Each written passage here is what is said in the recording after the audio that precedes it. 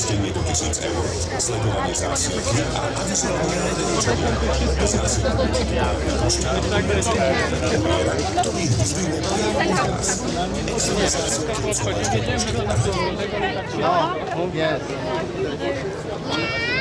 No ja si teda pomôžem to novým telefónom, kde teda vidíme, že Airbus A380 nabral rýchlosť, trošku zrýchluje 215 notov, teda 215 úzlov, ale teda výška nám klesá, máme na 3600 feetoch, 3600 stopách, má si chytenú os 3.6, to znamená mierí rovno na letisko, našu zletovú pristávaciu plochu a teda smeruje od Zvolena na Banskú Bystricu. Takže dámy a páni, ak sa pomaličky začnete pozerať na ľavú stranu, ja si teda pomôžem vám, skúsim aj ja, tak každú chvíľu by sme ho už mali vidieť, no a Tono, môžeš spustiť.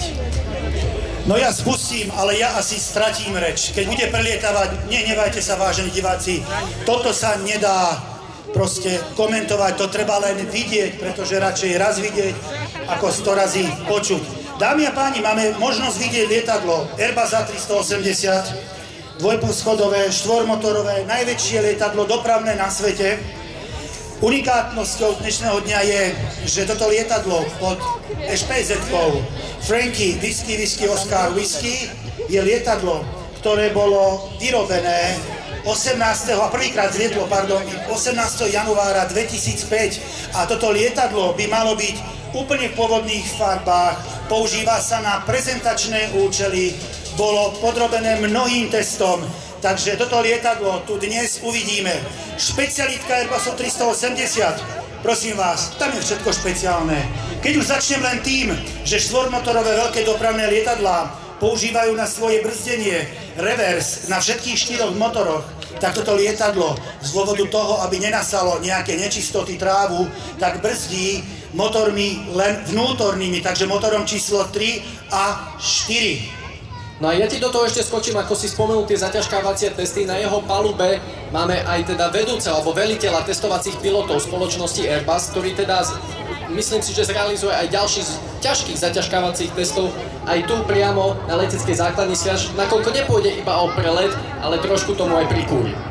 Dámy a páni, pozrite sa na to. Toto je lietadlo jediné, ktoré má šírku, teda rozpätie krídel väčšie ako je dĺžka. Vysunuté klapky, minimálna rýchlosť. Takto sa vám ukazuje Airbus 380 tu na SIAF 2017 na Sliači. Prvýkrát na Slovensku. Dámy a páni, poprosím potlesk. Vysunutý podvozok a teraz plný príťah. Pozrite sa na to. Ťah motorov Trent 900, ktoré sú bežne používané v tomto lietadle.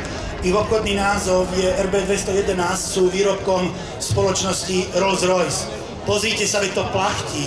To je Giant of the Skies, Super Jumbo. Toto si vychutnajte. Myslím si, že toto tu tak ľahko nebude.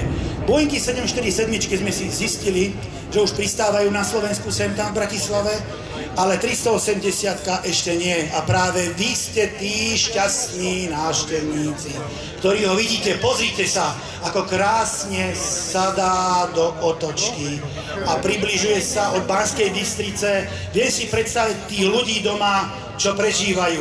Ja som pod týmto lietadlom konkrétne bol, keď pristávalo na ostrove Mauritius asi 10 metrov pod podvozkom a keď bolo predo mnou asi kilometr, ja som strnul, ja som sa nevedel hýbať, proste to sa nedá. To sa nedá, keď máte nad sebou stovky tón tejto váhy a tejto prezentácie korporácie európskych firiem a štátov.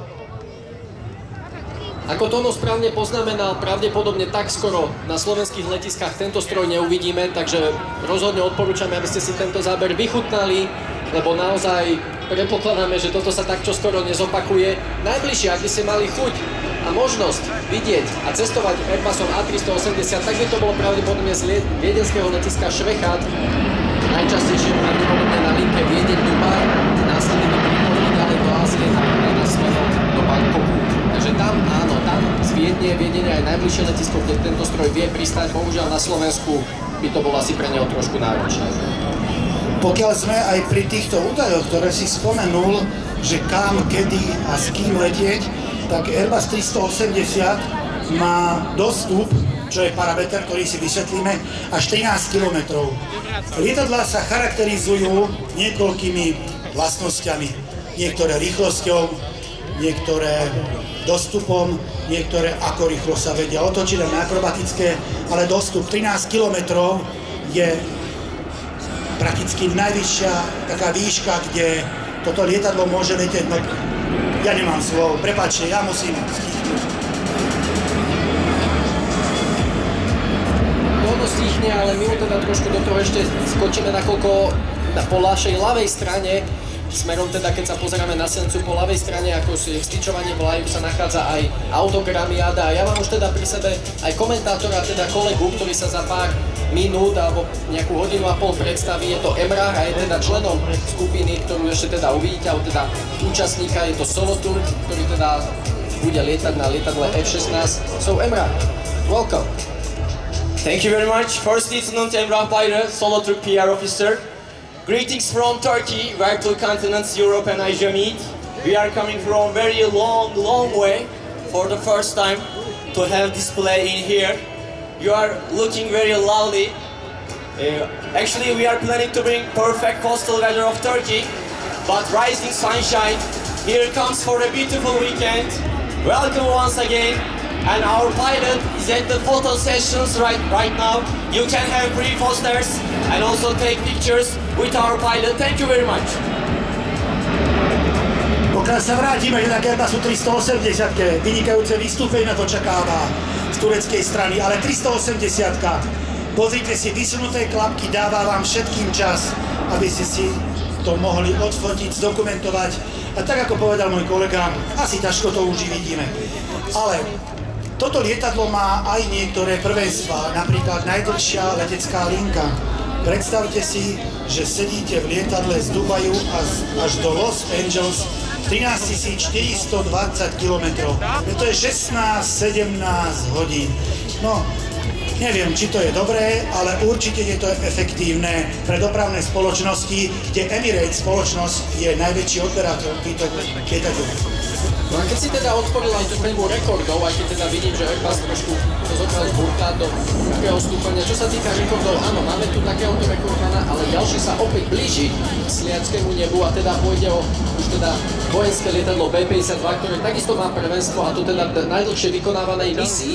A ak sa nemýlim, tak od štartu po pristátie to trvalo 30 hodín približne. Nemýlim sa, to pamätáš túto informáciu? Áno, 30 hodín tam dotankovávanie, to je dosť dlhá trať, 30 hodín pre tých pilotov a samozrejme aj tieto dopravné lietadlá nemôže tú dlhú cestu riadiť len jedna posádka. Tie posádky sa striedajú a sú tam miestnosti na odpočinok.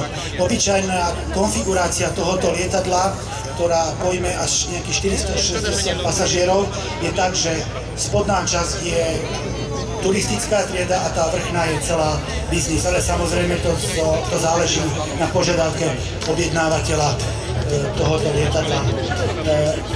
Ten Airbus robí otočky. Polomer tých zákrút, ktoré tu robí, sú možno pre niektoré stíhačky problém pri takejto rýchlosti urobiť. Ale to, čo prezentoval pred chvíľou, bola prezentácia maximálneho ťahu motorov, kedy po otočke pred Banskou Bystricou to potiahol a ťahom motorov, čistým ťahom stúpal, plným ťahom a výkon týchto motorov, ktoré sa používajú v lietadlách Airbus 380, sú to Trent 900, ako som spomínal, aj tisícky.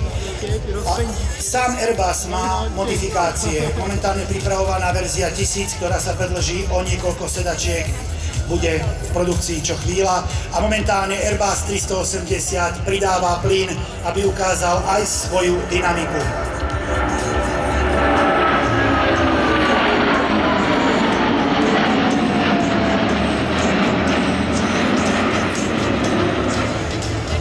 Špecialitou spoločnosti Airbus Industries, ako to bolo voľakedy, teraz je to spoločnosť Airbus, je, že lietadlá tejto spoločnosti majú charakter fly-by-wire.